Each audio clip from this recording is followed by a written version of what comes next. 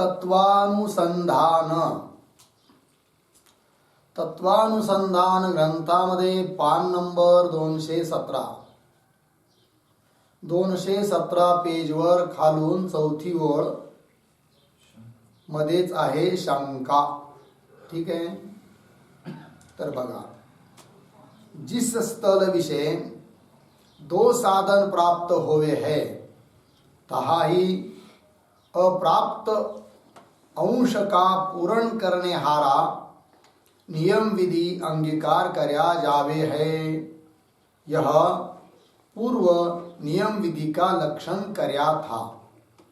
So लक्षण इहा श्रवण विधि विषय संभवता नहीं. ठीक. पूर्व पक्षाची शंका आहे.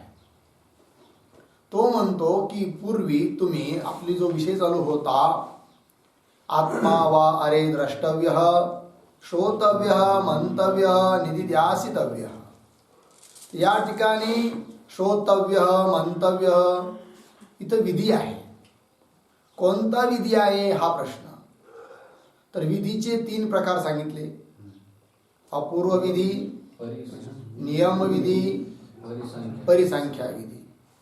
त्यापैकी श्रोतव्य, मंतव्य इत्यादी ठिकाणी अपूर्व विधी नाहीये, तर नियम विधी आहे किंवा परिसंख्या विधी आहे. तेच इथं शंका या शब्दाच्या अगोदर 2 ओळीत उपसंहार केला होता बघा. तैसे प्रसंग विषय भी श्रोतव्य यह नियम विधि है, अर्थात सो साधन संपन्न जिज्ञासु वेदांत शास्त्र को ही श्रवण करे, हा नियम विधी.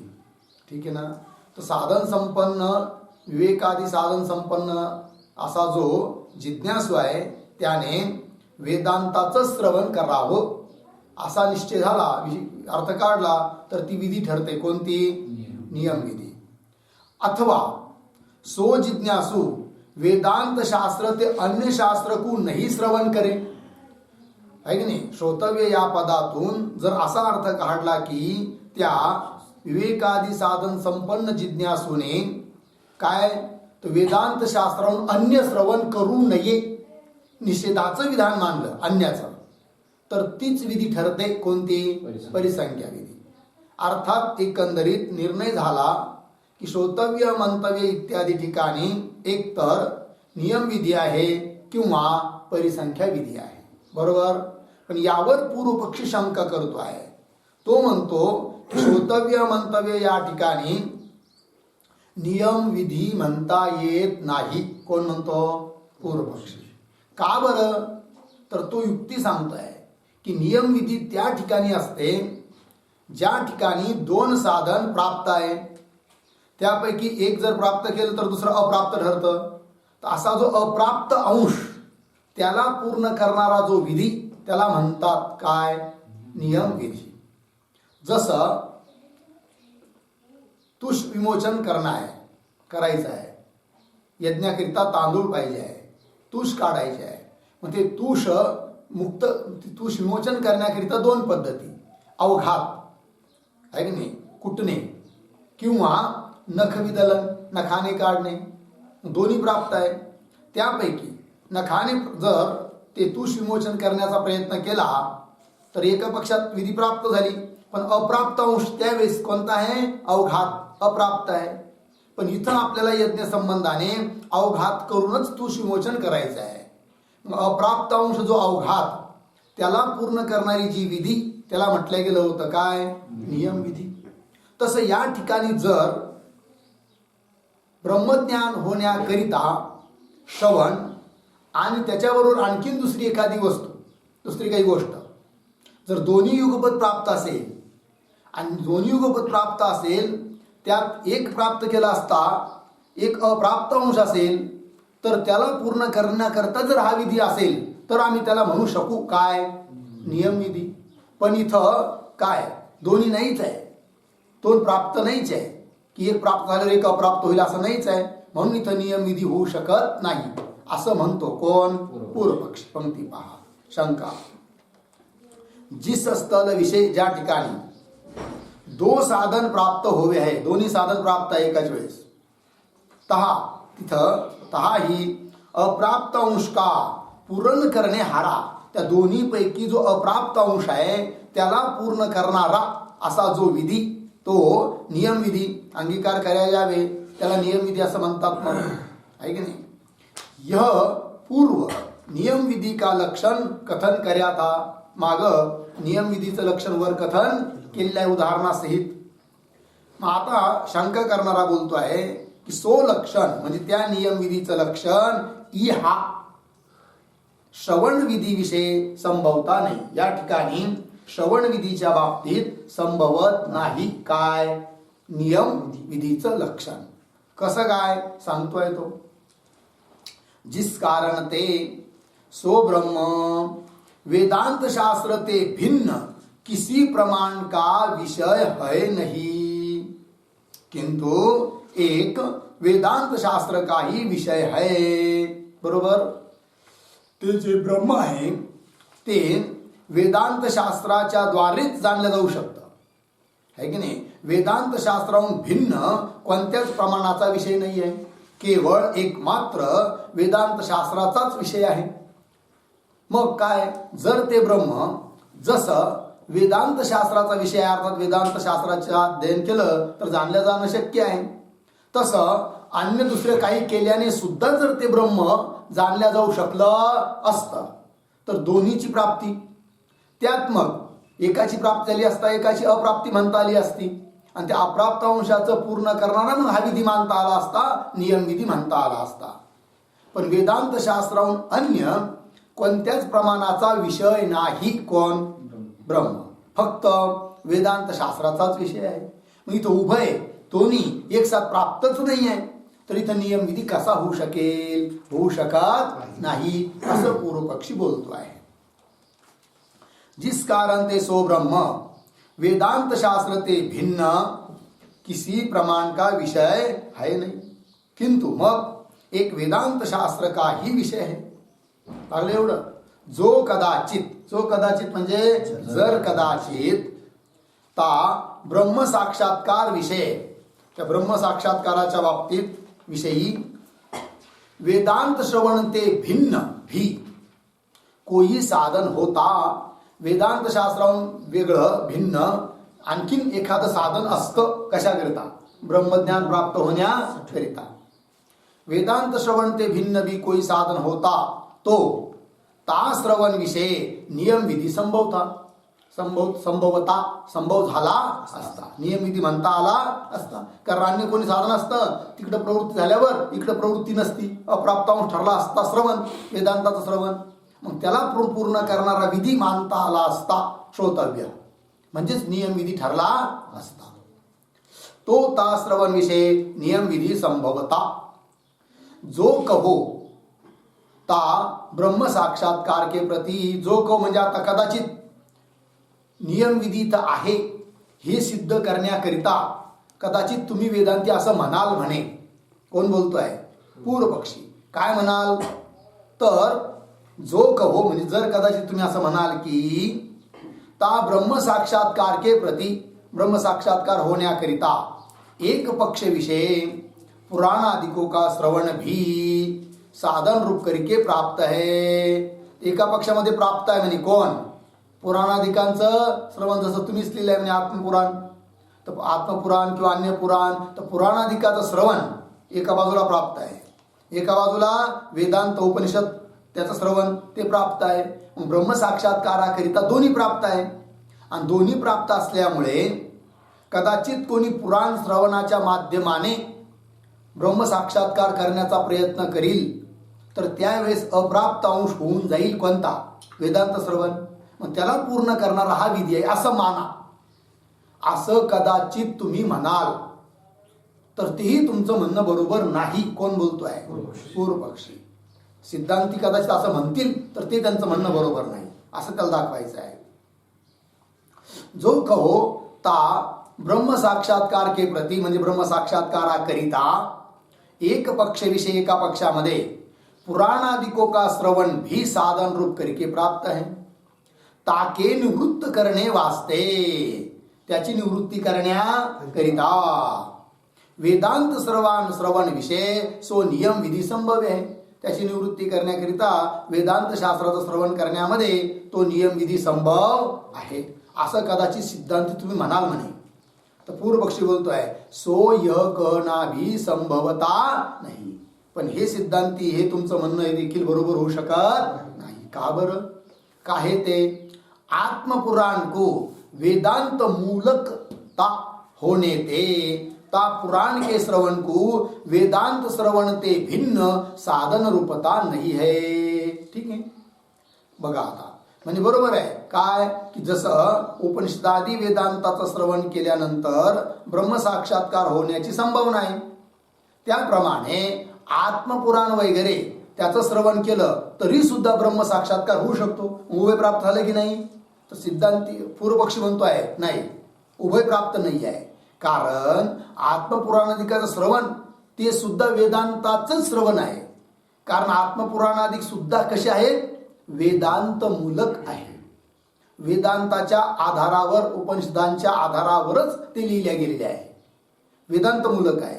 जर वेदांत मूलक नसतं आत्मपुराण वगैरे तर ब्रह्मसाक्षात्काराकरिता उभय प्राप्ती आहे, दोघांची प्राप्ती आहे साधन रूपाने असं म्हणता आलं असतं. पण तसं नाही. का? आत्मपुराणाधिक हे कसे आहेत? वेदांत मूलक आहेत. म्हणजे वेदांतच मूळ आहे त्यांचा. काय ते आत्मपुराण को वेदांत मूलकता होने ते ता पुराण के श्रवण को वेदांत श्रवण ते भिन्न साधन रूपता नाही आहे की नाही? पुराणाचं श्रवण जरी असलं तरी ते वेदांत श्रवणाहून भिन्न काही वेगळंच साधन आहे असं मात्र नाही. साधन रूपता नाहीये. किंतु मग सो अध्यात्म पुराण का श्रवण भी वेदांत का ही श्रवण आहे. तर अध्यात्म पुराण म्हणजेच ते आत्मपुराण त्याचं श्रवण जर केलं तर ते श्रवण सुद्धा काय आहे? वेदांताचंच श्रवण आहे. त्यामुळे इथं संभवत नाही काय? नियमविधी. नियमविधी सिद्ध करण्याकरिता कदाचित एका बाजूला पुराणादी दाखवण्याचा प्रयत्न केला आणि एका बाजूला उपनिषद, तरी ते संभवत नाही हे सिद्ध करून दिलं. कोणी? पूर्वपक्षाने. याच्यातून काय सिद्ध केलं पूर्वपक्षाने? श्रोतव्य या ठिकाणी नियमविधी संभवत नाही. आता तो पूर्वपक्षीच बोलतोय अजून. तो म्हणतो काय? कदाचित. आता तुम्ही दुसरे एक सांगतोय तो की दोन बाजू दाखवायच्या ना. कशासाठी? नियमविधी सिद्ध करण्यासाठी. तर तो स्वतःच बोलतोय पूर्वपक्षी सिद्धांत्यांना की हे सिद्धांती आता कदाचित तुम्ही असं म्हणाल तर तेही म्हणणं बरोबर नाही. कसं? एक तर बाजू खंडित केली वरची, आता दुसरी काय बाजू पहा. और जो कहो म्हणजे जर कदाचित तुम्ही असं म्हणाल काय बरं? एक पक्ष विषय रागी पुरुषों के गीतादिकों के श्रवण की प्राप्ति होने ते ताके निवृत्त करने वास्ते वेदांत श्रवण विषय सो नियम विधी संभव्य है असं कदाचित तुम्ही म्हणाल म्हणे. म्हणजे कसं? ब्रह्मसाक्षात्कार होण्याकरिता एका बाजूला कोण? वेदांत श्रवण, बरोबर. एका बाजूला काय? म्हणजे एका पक्षामध्ये आम्ही असं मानतो की रागी पुरुषाचं गीताधिक श्रवण. रागी पुरुष, रागी शब्दाचा अर्थ येतो विलासी असणारा जो पुरुष, राग किंवा रागाचा वेत्ता पुरुष, विलासी पुरुष, त्यांनी गाणं गायलं आहे, गीत गायलं आहे.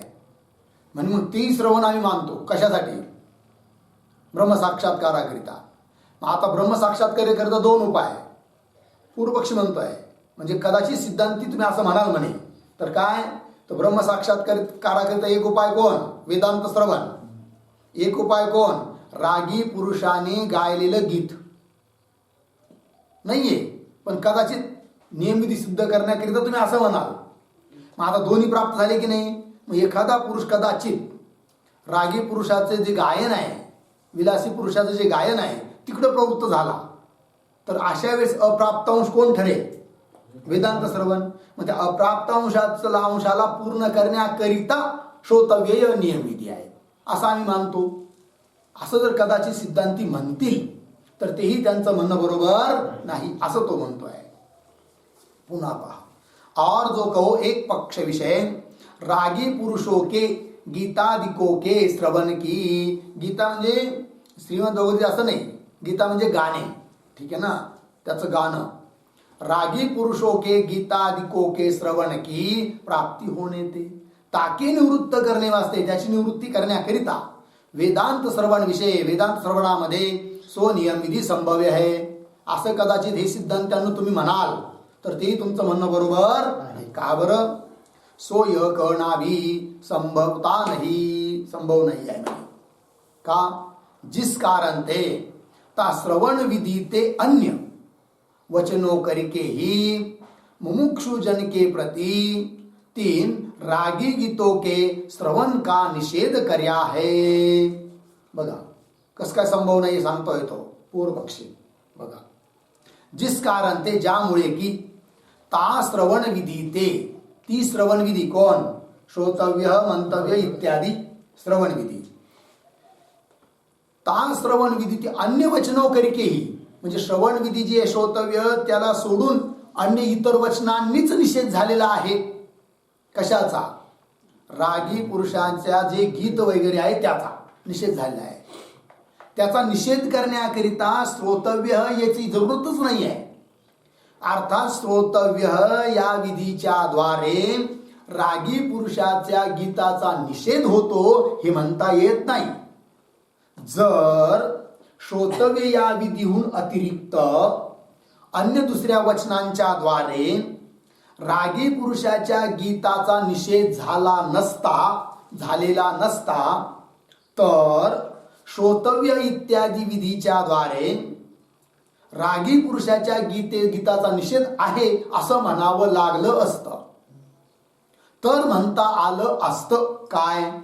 की इथं त्याचा निषेध करून वेदांत श्रवणात प्रवृत्त करण्याकरिता विधी असल्यामुळे हा नियम विधी आहे असं म्हणता आलं असतं.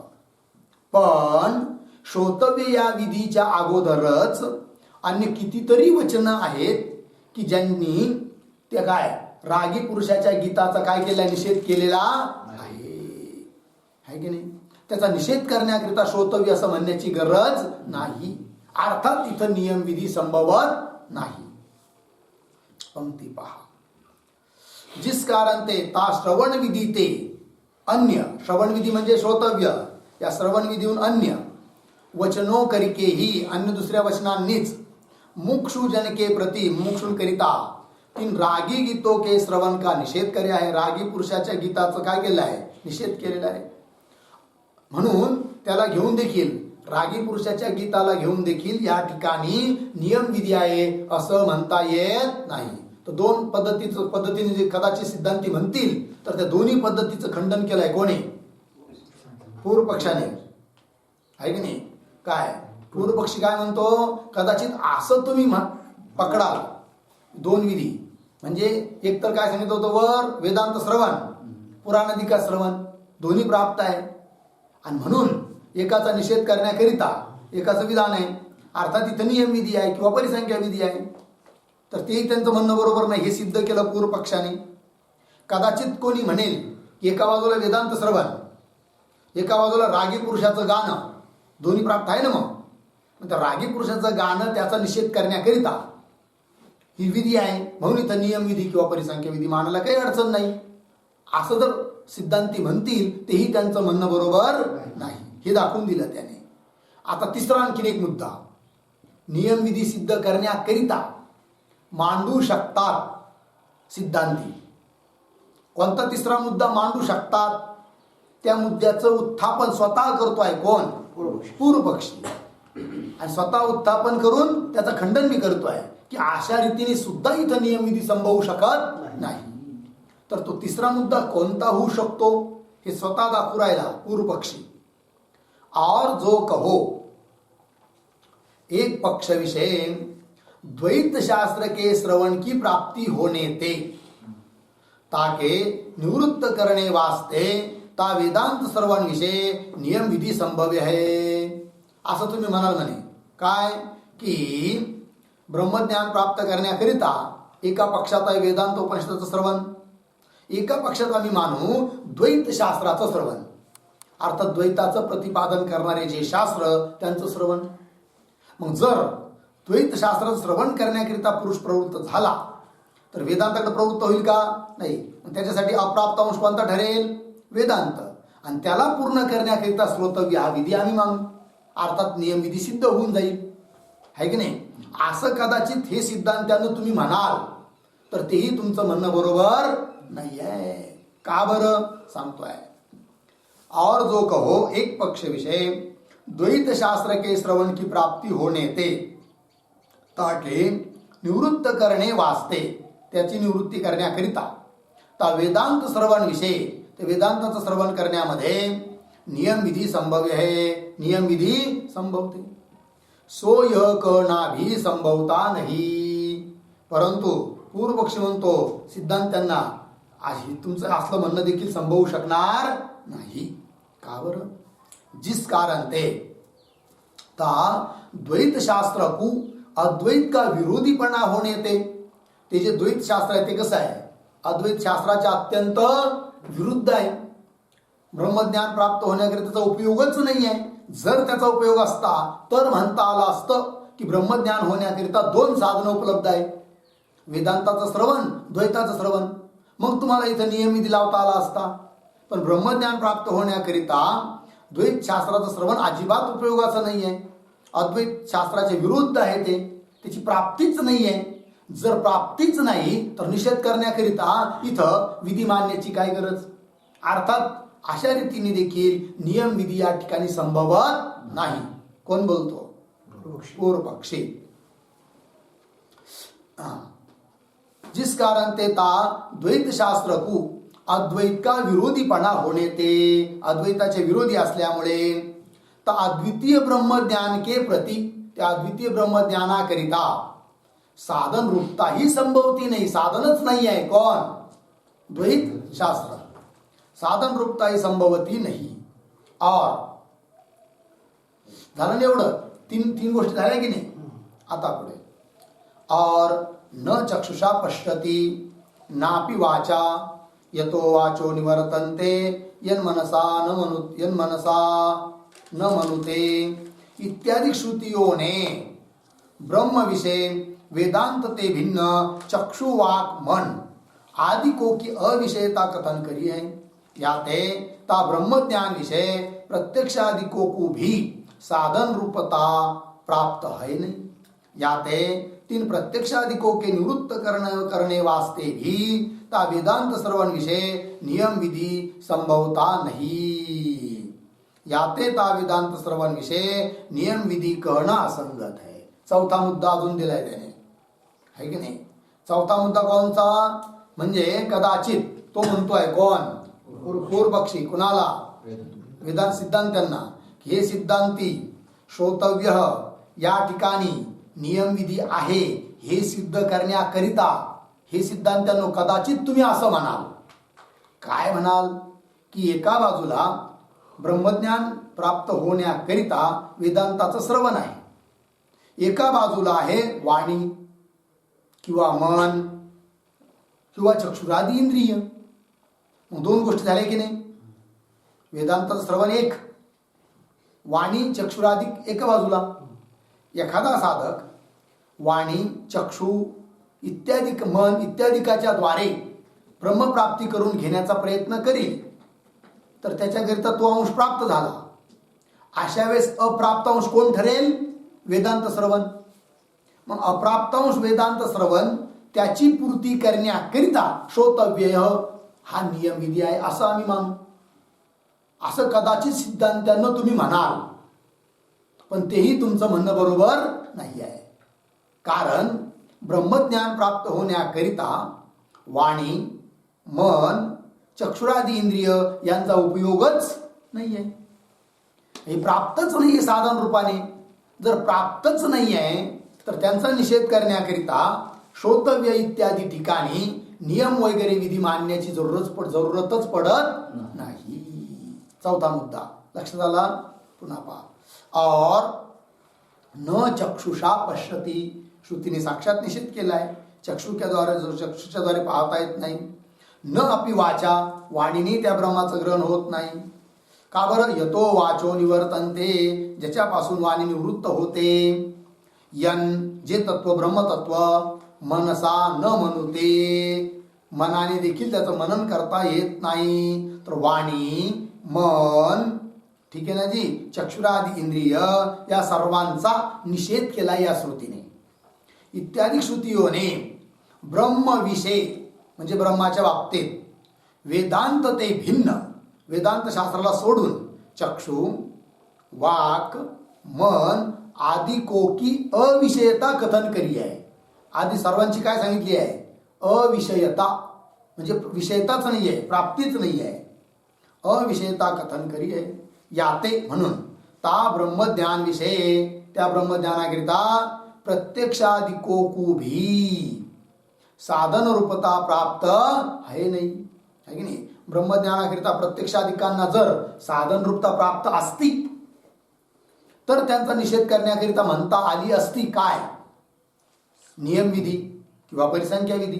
पण साधन रूपता प्राप्तच नाही आहे चक्षुराधिकांना. याते त्या ब्रह्मज्ञान विषय प्रत्यक्षाधिको को भी साधन रूपता प्राप्त आहे नाहीये. याते म्हणून तीन प्रत्यक्षाधिको के निवृत्त करणे वास्ते भी, त्या प्रत्यक्षाधिकांना निवृत्त करण्याकरिता देखील ता वेदांत श्रवण विषय नियम विधी संभवता नाही. वेदांत श्रवणामध्ये नियम विधी संभवत नाही. याते म्हणून ता वेदांत श्रवण विषय नियम विधी कहना असंगत आहे. म्हणून वेदांत श्रवण करण्यामध्ये काय नियम विधी म्हणणं हे चुकीचं आहे, असंगत आहे. कोण बोलतोय? पूर्व पक्षी. किती मुद्दे दिले त्याने? 4. और उक्त रीति से ता अन्य साधन का अभाव होणे ते, वर सांगितलेल्या प्रक्रियेनुसार वेदांताला सोडून अन्य साधनाचा काय आहे? अभाव. उक्त रीति से ता अन्य साधन का अभाव होणे ते ताके निवृत्त करणे वास्ते, अन्य साधनाचा अभावच आहे. जर अन्य साधन प्राप्त असतं तर त्याची निवृत्ती करण्याकरिता विधी मानता आली असती, परिसंख्या विधी. पण अन्य साधन प्राप्तच नाहीये. उक्त रीति से ता अन्य साधन का अभाव होने ते ताके निवृत्त करणे वास्ते ता वेदांत श्रवण विषय परिसंख्या विधी भी संभवती नाही. म्हणजे परिसंख्या विधी देखील नाही आहे. थोडक्यात श्रोतव्य मंतव्य या ठिकाणी नियम विधी पण म्हणता येत नाही आणि परिसंख्या विधी पण म्हणता येत नाही, असं पूर्व पक्षी आतापर्यंत बोलला. शंकापासून इथपर्यंत शंका ग्रंथ झाला. आता उत्तर देतात सिद्धांती. समाधान हे उत्तर आहे इथून. यद्यपि वेदांत शास्त्र ते भिन्न पुराणादिको को स्वतंत्र ब्रह्म साक्षात्कार की साधनता नाही आहे, हे मान्य केलं, स्वीकार केला सिद्धांतांनी. काय की वेदांत शास्त्र ते भिन्न म्हणजे वेदांत शास्त्राला सोडून भिन्न जे पुराणाधिक आहे, तर पुराणाधिको को स्वतंत्र ब्रह्म साक्षात्कार की साधनता नाही आहे.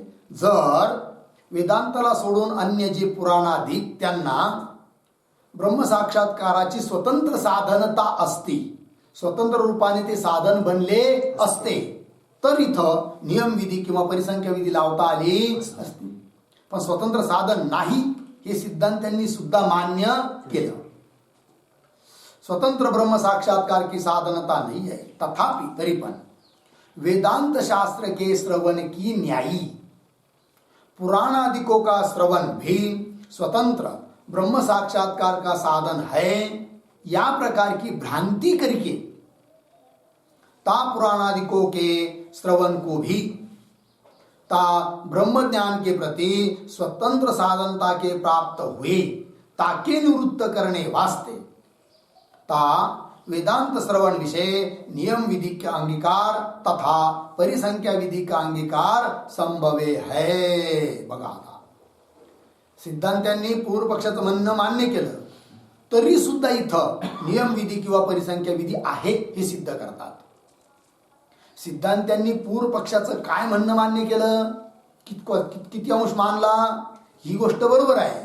काय की वेदांत शास्त्राहून भिन्न जे पुराणाधिक आहे ते स्वतंत्र ब्रह्म साक्षात्काराचे साधन नाही हे मान्य केलं आहे. तरी पण इथं नियम विधी किंवा परिसंख्या विधी आहे. तो कसा तर उत्तर दिलं आहे काय की वेदांत शास्त्रच फक्त ब्रह्मज्ञान प्राप्त होण्याकरिता साधन आहे.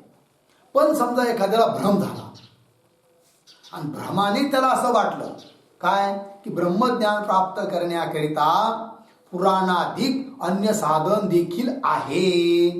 असा काय झाला भ्रम झाला आणि भ्रमाने तो अन्य साधनाच्या नादी लागला ब्रह्म साक्षात्कार होण्याकरिता. तर भ्रमाने का होईना एक पक्ष तो प्राप्त झाला की नाही आणि दुसरा पक्ष वेदांत श्रवण आहे, दोन्ही पक्ष प्राप्त आहे. आणि जर तिकडचा पक्ष वेदांत भिन्न पक्ष जर स्वीकारला तर त्यावेळेस अप्राप्त अंश ठरतो कोणता वेदांत श्रवण. मग त्याला पूर्ण करण्याकरिता इथं विधी आहे नियम विधी आहे की नाही. जरी साक्षात ब्रह्म साक्षात्काराची साधनता पुराणाधिकांच्या श्रवणाला नसली तर भ्रमरूप साधन तर आहे ना. मग त्याच्या निवृत्तीकरिता इथं आम्ही नियम विधी किंवा परिसंख्या विधी मानतो असं सिद्धांती बोलतात.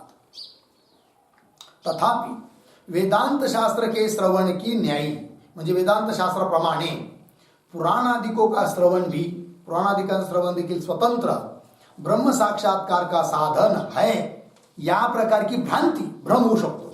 भ्रांति करके भ्रमाने ता पुराणादिकों के श्रवण को भी त्या पुराणादिकांच्या श्रवणाला देखील ता ब्रह्मज्ञान के प्रति त्या ब्रह्मज्ञानाकरिता स्वतंत्र साधनता के प्राप्त हुए. स्वतंत्र साधनता प्राप्त झाली भ्रमाने.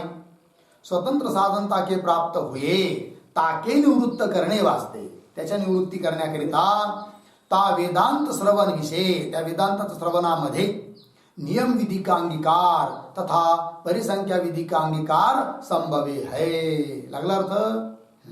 अथवा किंवा दुसऱ्या रीतीने सुद्धा इथं नियम विधी किंवा परिसंख्या विधी मानता येणं शक्य आहे. या गोष्टीचं विवेचन करतात सिद्धांती अथवा करके. अथवा ब्रह्मवेत्ता गुरुते विना स्वतंत्र अपनी बुद्धि से वेदांत विचार के निवृत्त करने वास्ते ता श्रवण विषय नियम विधि का वा परिसंख्या विधि का अंगीकार है की नाही. कसं बघा ध्यान द्या. समजा आता एखादा कोणी साधक आहे त्याला ब्रह्मज्ञान प्राप्त करून घ्यायचं आहे. ब्रह्मज्ञान प्राप्त करून घेण्याकरिता वेदांताचं श्रवण करायला पाहिजे हे त्याला माहिती आहे. वेदांताशिवाय दुसरा पर्याय नाही हेही त्याला माहिती आहे. पण थोडा अतिरिक्त अधिक बुद्धीचा असल्यामुळे त्याने काय विचार केला वेदांत शिकायचा ना वाचायचा ना तर गुरुच्या मुखातून वेदांत श्रवण केल्यापेक्षा कारण वेळ नाही कुठं जात बसतात 5-7 वर्ष गुरुकुलामध्ये. मग काय करू आपण ग्रंथ विकत आणू आणि आपल्याच बुद्धीने वाचूया वेदांत श्रवण मनन चिंतन करूया आणि त्याच्यामुळे ब्रह्मज्ञान होऊन जाईल. आता इथे 2 पक्ष प्राप्त झाले. एक गुरुमुखातून वेदांत श्रवण एक गुरु वाचून वेदांत श्रवण दोन्ही प्राप्त आहे. मग जर कदाचित एखादा गुरु वाचून स्वतंत्र बुद्धीने वेदांताचं चिंतन करू लागला तर त्याला ब्रह्मज्ञान होऊ शकत नाही. पण त्याला भ्रम झालाय की हे सुद्धा साधन आहे. मग अशा वेळेस अप्राप्त अंश ठरतो कोणता गुरुमुखाने वेदांत श्रवण. तो प्राप्त करून देण्याकरिता हा विधी आहे श्रोतव्य म्हणून इथं नियम विधी आहे. अशा रीतीने नियम विधी संभव आहे असं सांगतात. अथवा ब्रह्मवेत्ता गुरुते विना लागलं की नाही.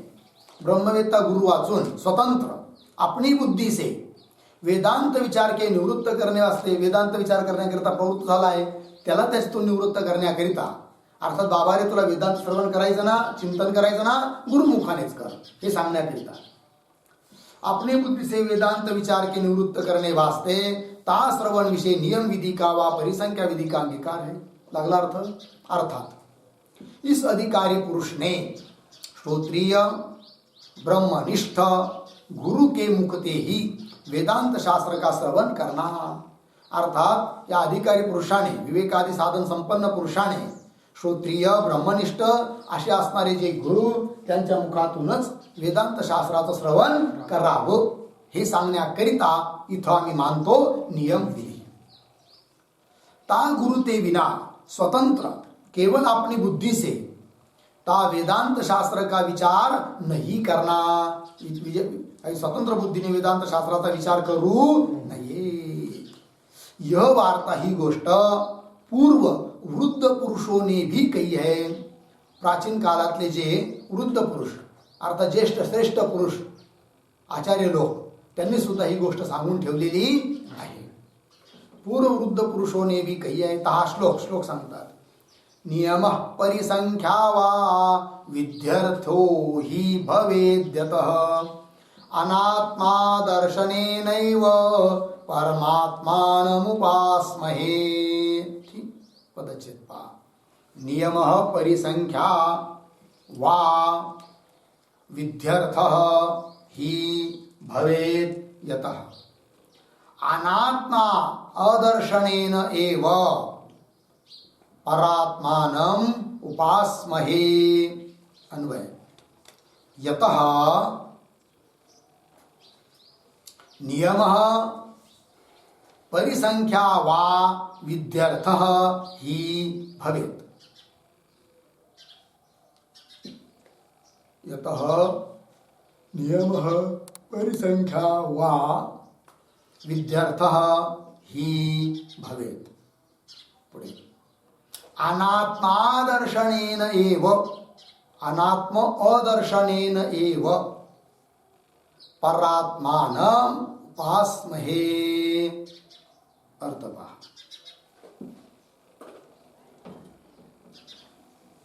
यतः ज्या कारणाने की नियम परिसंख्या वा नियम विधी रूप किंवा परिसंख्या विधी रूप परिसंख्या वा विध्यर्थ ही भवेत. विधीचा अर्थ आहे श्रोतव्य मंतव्य. या ठिकाणी नियम विधी किंवा परिसंख्या विधी रूपच अर्थ आहे. म्हणूनच काय की अनात्म अदर्शनेन एव. ठीक आहे. अनात्म वस्तूंचं चिंतन न करताच एव परात्मानम उपास्महे. परात्मानम अर्थात परमात्म्याची आम्ही काय करतो उपासना करतो. उपासना करतो याचा अर्थ चिंतन करतो. उपासना शब्दार्थ काय करायचं हम चिंतन करतो आम्ही असं. मग काय सांगितलं याच्यातून की गुरु वाचून स्वतंत्र केवळ आपल्या बुद्धीने वेदांत शास्त्राचा विचार करू नये. गुरुमुखानेच वेदांत शास्त्राचा विचार करावा असा याच्यातून अर्थ निघतो. अर्थ पहा. श्लोकाचा अर्थ दिलाय. जिस कारण ते श्रोतव्य इस विधी वाक्य का. श्रोतव्य इस विधी वाक्य का. श्रोतव्य मंतव्य विधी वाक्य आहे. त्या विधी वाक्याचा काय नियम वा परिसंख्या ही अर्थ है. एक तो नियम विधी आहे किंवा परिसंख्या विधी आहे. तीस कारण ते त्यामुळेच काय हम अनात्म वस्तु के चिंतन का परित्याग करके अनात्म अदर्शनेन म्हणजे अनात्म वस्तूच्या चिंतनाचा परित्याग करून केवल परमात्मा का ही चिंतन करे है. परमात्मानम उपासना. केवळ परमात्मा काही परमात्म्याचंच आम्ही काय करतो चिंतन करतो इति. लागला अर्थ. एकंदरीत काय ठरलं की श्रोतव्य मंतव्य हा एकतर नियम विधी आहे किंवा परिसंख्या विधी आहे. ही गोष्ट सिद्ध झाली. लागला अर्थ. आता पुन्हा पुढे शंका करतोय पूर्व पक्षी. शंका. श्रोतव्य इस विधि वाक्य ने वेदांत श्रवण का विधान करता है. यह वार्ता पूर्व आपने कथन करी. बरोबर. श्रोतव्य हे वाक्य काय सांगतं वेदांत शास्त्र का विधान. वेदांत शास्त्राचं श्रवण करावं असा इथं विधी सांगितलेला आहे असं तुम्ही बोललात म्हणे. श्रोतव्य इस वाक्य ने वेदांत श्रवण का विधान करता है. यह वार्ता पूर्व आपने कथन करी. बरोबर. और श्रुती स्मृती रूप शास्त्र विषय. श्रुतीमध्ये स्मृती ग्रंथांमध्ये काय सांगितलं आहे काम्य नित्य नैमित्तिक प्रायश्चित्त इन चारही प्रकार के कर्म काही विधान करे आहे. श्रुती आणि स्मृतीमध्ये विधान आहे पण या चार कर्माचं कोण कोण चार कर्म काम्य कर्म नित्य कर्म नैमित्तिक कर्म आणि प्रायश्चित्त कर्म. इन चारही प्रकार के कर्म काही विधान करे आहे. तीन चारों विषय सो श्रवण का सो श्रवण काम्य कर्म रूप है. पंक्ति बात. तीन चारों विषय त्या चारी पैकी सो श्रवण, श्रवण वेगळं आहे. सो श्रवण काम्य कर्मरूप है अथवा नित्य कर्मरूप है अथवा नैमित्तिक कर्मरूप है अथवा प्रायश्चित्त रूप है. सांगा या चारीपैकी काय आहे? कारण तुम्ही काय बोला की श्रवण कसं आहे? श्रोतव्य या विधी वाक्याने वेदांत शास्त्राचं, वेदांत श्रवणाचं विधान केलं आहे. हे तुम्ही पूर्व बोललेत म्हणजे विधान केलं आहे. पण विधान 4 प्रकारचं आहे श्रुती स्मृतीमध्ये. पण 4 पैकी कोणत्या प्रकारचं विधान आहे ते सांगा असं म्हणतोय कोण? पूर्व पक्षी. तर 4 प्रकारचं विधान कोणतं आहे? काम्य कर्माचं विधान आहे, नित्य कर्माचं विधान आहे, नैमित्तिक कर्माचं विधान आहे आणि प्रायश्चित्त कर्माचं विधान आहे. 4 प्रकारचे विधान श्रुती ग्रंथाने केलं आहे, श्रुती स्मृतीने. मग ते 4 पैकी श्रोतव्य हे कोणत्या प्रकारचं विधान आहे? काम्य कर्मरूप विधान आहे का? नित्य कर्मरूप विधान आहे का? नेमकं विधान कोणत्या वृत्तीचं आहे ते सांगा. कारण तुम्ही तिथं मानून बसले कोण? विधी. तर विधी आहे तर मग कोणती विधी आहे? कारण विधी 4च आहे, नित्य नैमित्तिक काम्य वगैरे. अगली पंक्ति. और श्रुति स्मृति रूप शास्त्र विषय काम्य नित्य नैमित्तिक प्रायश्चित्त इन 4 प्रकार के कर्म का ही विधान करे है. 3 चारों विषय श्रवण काम्य कर्म रूप है अथवा नित्य कर्म रूप है अथवा नैमित्तिक कर्म रूप है अथवा प्रायश्चित्त रूप है. तहा प्रथम काम्य पक्ष जो अंगीकार करो. पूर्व पक्षी बोलतोय. पूर्व पक्षी म्हणतो जर कदाचित तुम्ही त्या श्रवणाला काम्य कर्मरूप आहे असं म्हणाल तर ते तुमचं म्हणणं बरोबर नाही. एक एक मुद्दा तो उठवतोय आता. शंका जरा दीर्घ आहे. काय म्हटलंय? तहा प्रथम काम्य पक्ष जो अंगीकार करो सो संभवताने. काम्य पक्ष जर मानला तर ते तुमचं म्हणणं बरोबर नाही. काय ते?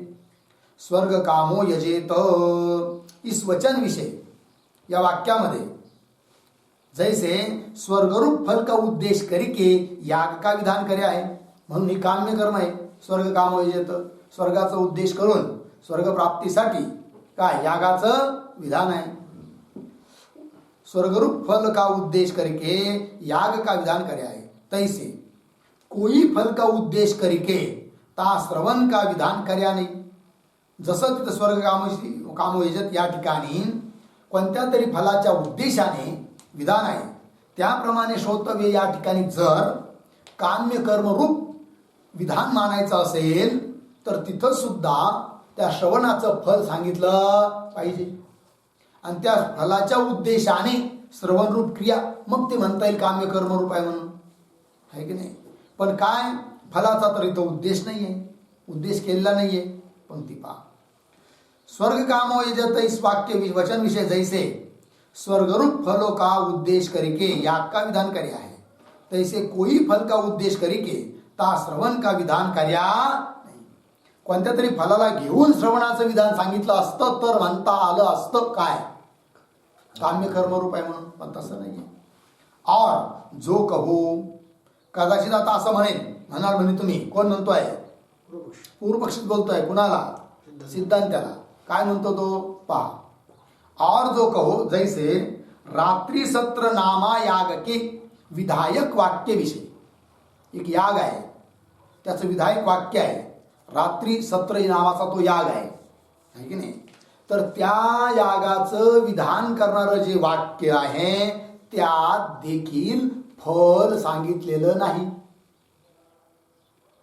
तरी देखील तिथं फलाची कल्पना करून ऐन अर्थवाद वाक्याधिकावरून फलाची कल्पना करून तिथं तुम्ही काय म्हणता?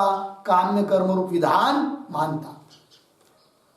त्याप्रमाणे श्रोतव्य या ठिकाणी जरी फलाचा निर्देश नसला तरी येनकेन प्रकारे कोणत्या तरी फलाचा निर्देश समजून श्रवण विधी आहे आणि म्हणून ती काम्यरूप आहे असं म्हणावं. असं कदाचित सिद्धांती तुम्ही म्हणाल तर ते तुमचं म्हणणं बरोबर नाही. पंक्ती लागली. अर्थ पहा. और जो कहो जैसे रात्रि सत्र नामा. मग रात्रि सत्र आहे नाव ज्याचा असा याग. नामा याग के विधायक वाक्य विषय, यागाचं विधान करणारं जे वाक्य त्या वाक्यामध्ये फल के अश्रवण हुये बी, फलाचं श्रवण नाही तिथं, रात्रीचं तर यागाचं विधान वाक्यामध्ये फल के अश्रवण हुये भी, पुढं काय आहे ब्रह्म आहे ना, तिथं ब्रह्म शब्द खोडून टाका आणि त्याच्या जागेवर लिहा ता, केवळ ता, पुढं ज्ञान वगैरे राहू द्यायचं, फक्त ब्रह्मच खोडायचं.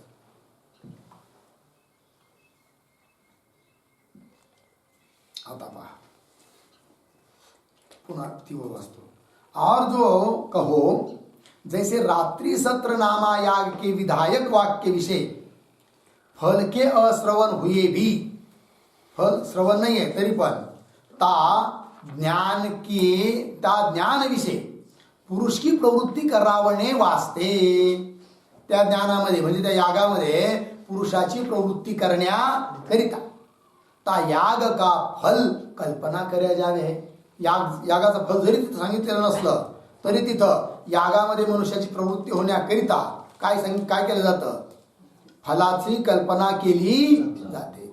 मग फलाचा निर्देश नसला, फलाचा उल्लेख नसला तरी देखील फलाची कल्पना करून तिथलं कर्म काम्य कर्मच आहे की नाही. कोणतं कर्म आहे, काम्य कर्मच आहे.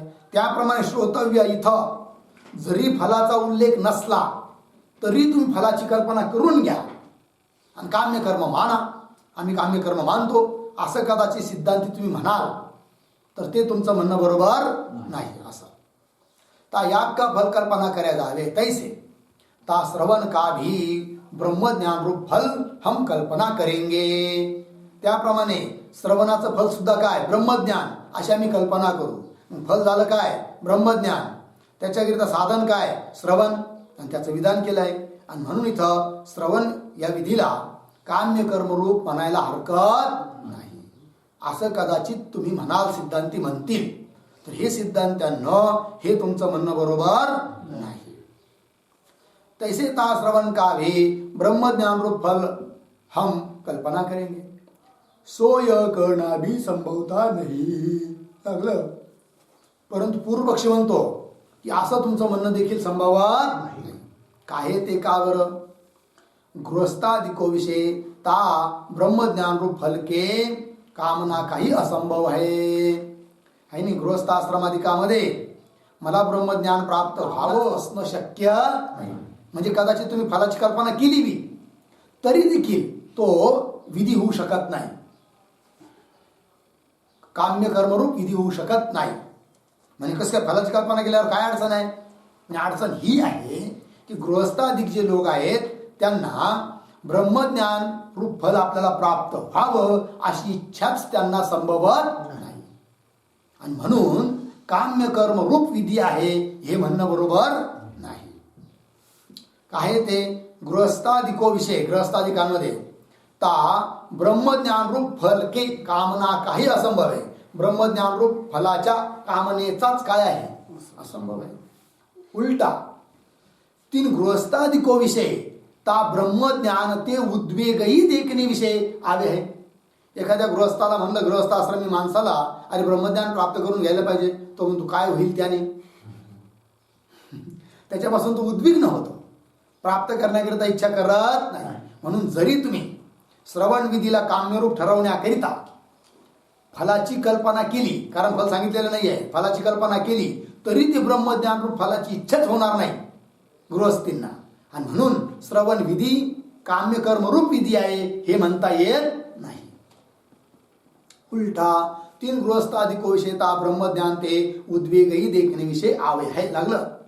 या कारण ते ही यामुळेच तीन रागी पुरुषों के अभिप्राय का बोधक, पंक्ती सापडली का, या कारण ते ही मिळालं, पंक्ती पाच चला. या कारण ते तीन रागी पुरुषों के अभिप्राय का बोध, बोध है की नहीं, तिथं क लिया, बोधक.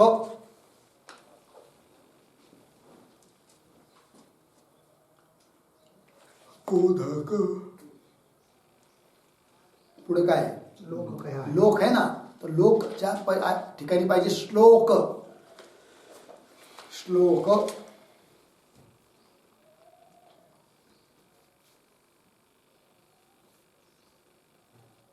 आता पंक्ती पहा.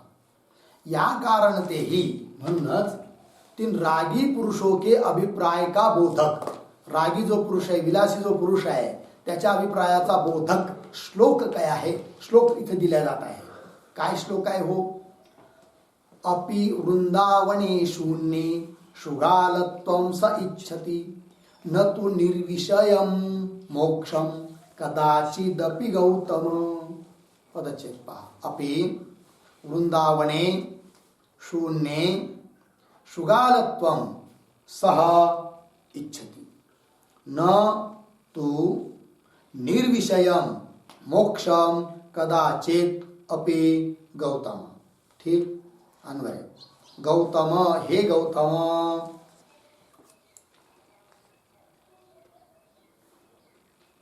पीठ माग सह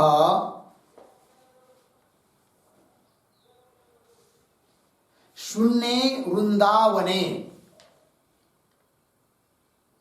शून्ये वृंदावने शुगालत्वम अपि, शुगालत्वम अपि इच्छति तू निर्विषयं मोक्षम, निर्विषयं मोक्षम कदाचित अपि न, कदाचित अपि न. ठीक आहे. आता रागी विलासी पुरुष मोक्षाची इच्छा करत नाही, हे सांगण्याकरिता हे वचन आहे. मोक्षाविषयी उलट, मोक्ष म्हणजे मोक्षाची इच्छा करत नाही म्हणजे ब्रह्मज्ञानाची इच्छा करत नाही, त्याच्याविषयी उदास राहतो.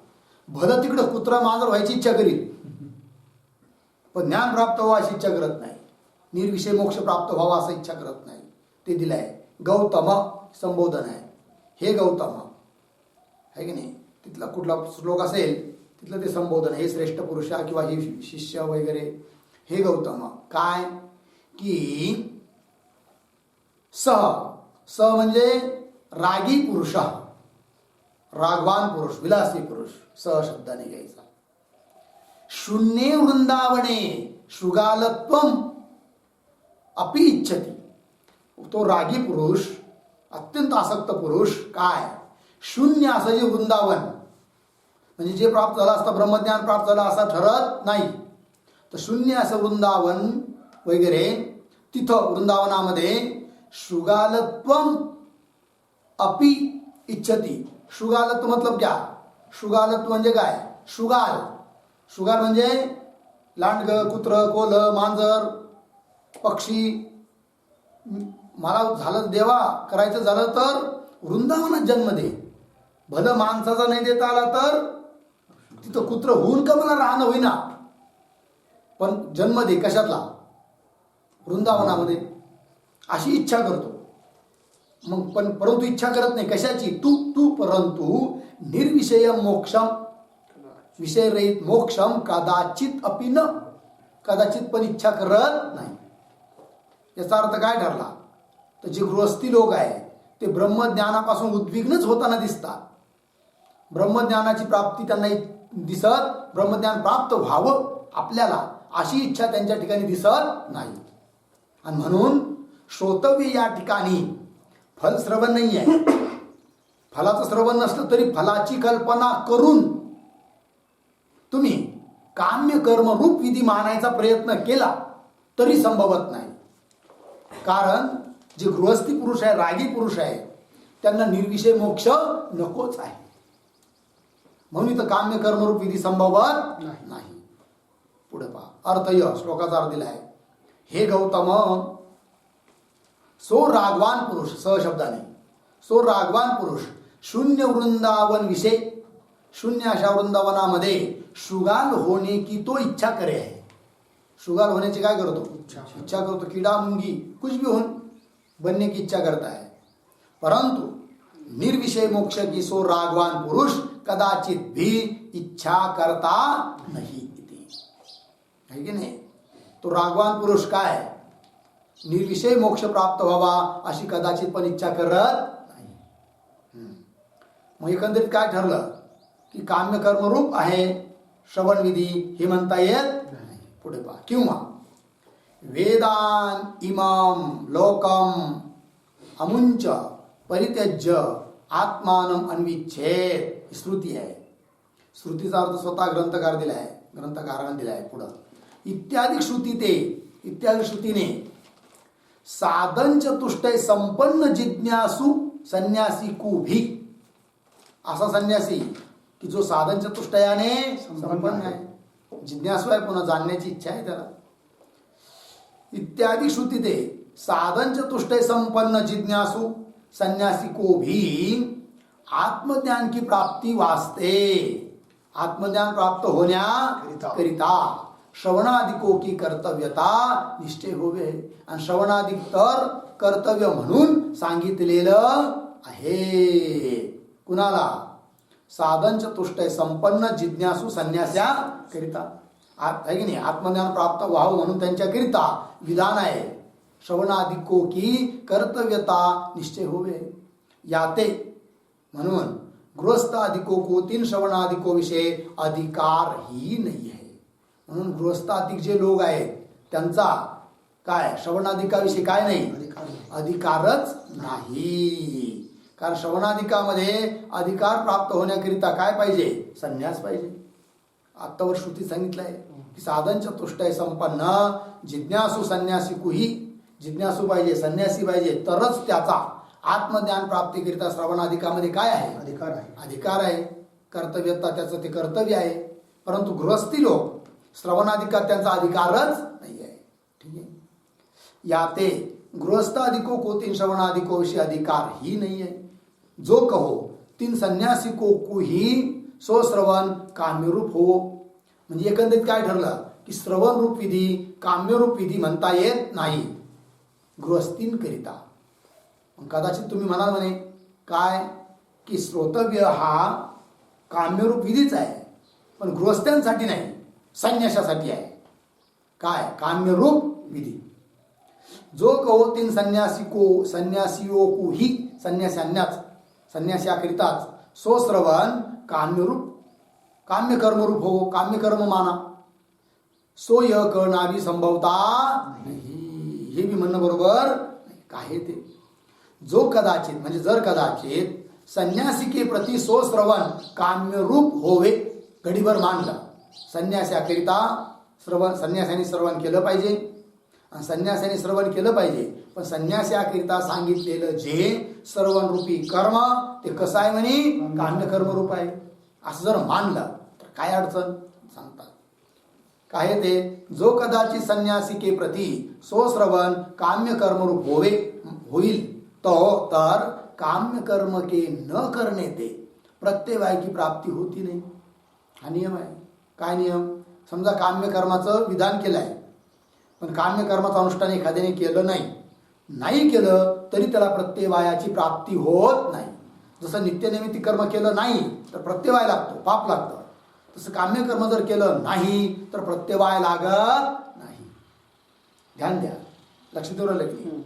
त्याप्रमाणे श्रोतव्य या ठिकाणी समजा घडीभर काम्य कर्मरूप विधी मानली संन्यासाकरिता, तर मग एखाद्या संन्यासाने श्रवण केलं नाही, म्हणजेच काम्य कर्मरूप श्रवण केलं नाही, तर काम्य कर्म न करणाऱ्याला जसा प्रत्यवाय नाही तसा संन्यासाने जर श्रवण केलं नाही तर त्याला सुद्धा प्रत्यवाय सांगायला नाही पाहिजे मग शास्त्राने.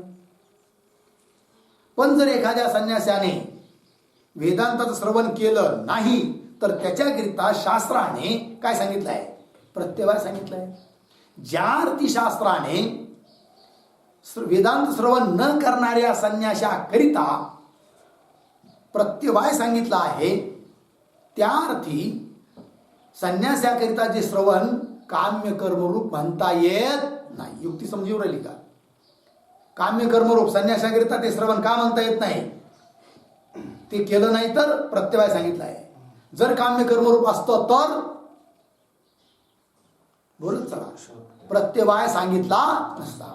प्रत्यवाय म्हणजे काय? पाप वगैरे आहे की नाही, काही अनिष्ट ते सांगितलं नसतं. कारण काम्य कर्म जे असं आहे की जरी शास्त्राने विधान केलेलं असलं पण ते जर आपण नाही त्याचं अनुष्ठान केलं तरी प्रत्यवाय पाप वगैरे लागत नाही. तसं श्रवण सुद्धा जर काम्य कर्मरूप असतं तर न करणाऱ्याला प्रत्यवाय नाही सांगायला पाहिजे. पण जर एखाद्या संन्याशाने श्रवण केलं नाही तर त्याच्याकरिता शास्त्राने प्रत्यवाय सांगितलेला आहे. तो कसं काय सांगितला? मग ज्या अर्थी प्रत्यवाय सांगितला त्या अर्थी श्रवण हे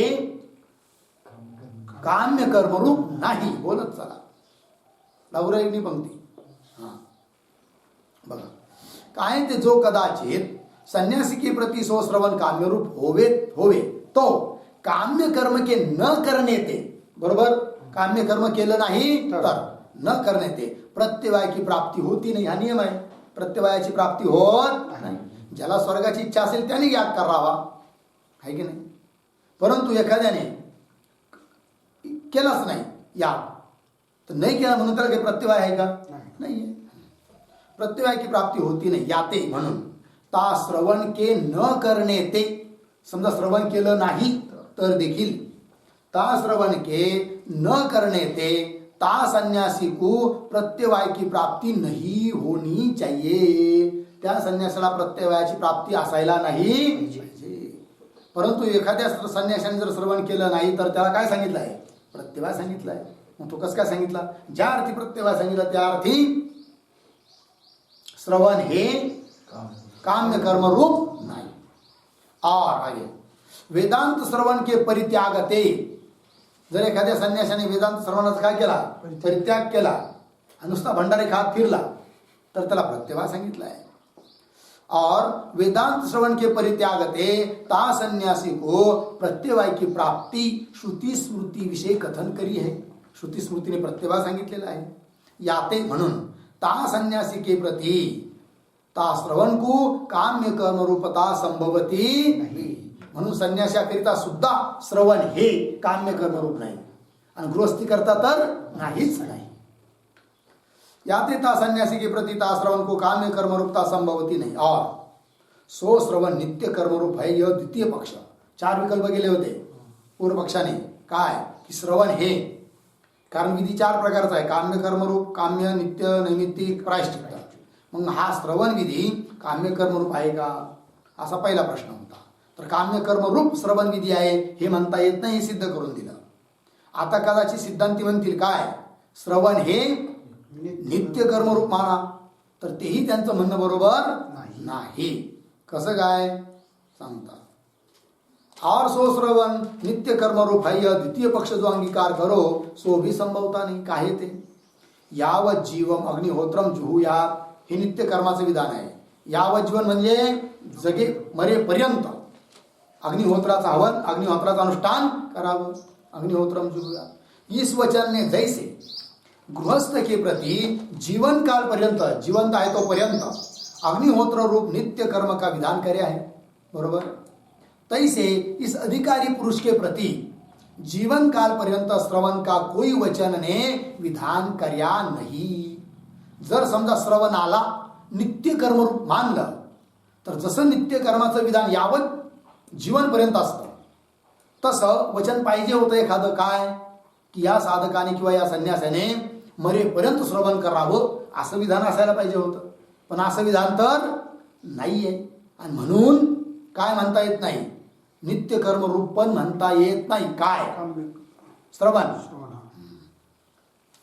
तैसे इस अधिकारी पुरुष के प्रति जीवन काल पर्यंत ता श्रवण का कोई वचन ने विधान कर्या नहीं. याते ता श्रवण विषय नित्य कर्म रूपता भी संभवती नाही. म्हणून ते श्रवण नित्य कर्म रूप आहे हे देखील म्हणता येत नाही. लागला अर्थ? और सो श्रवण नैमित्तिक कर्मरूप है. यह तृतीय पक्ष जो अंगीकार करो सो भी संभवता नाही. कदाचित आता सिद्धांती म्हणतील एक काम करूया, मग श्रवण कसं आहे?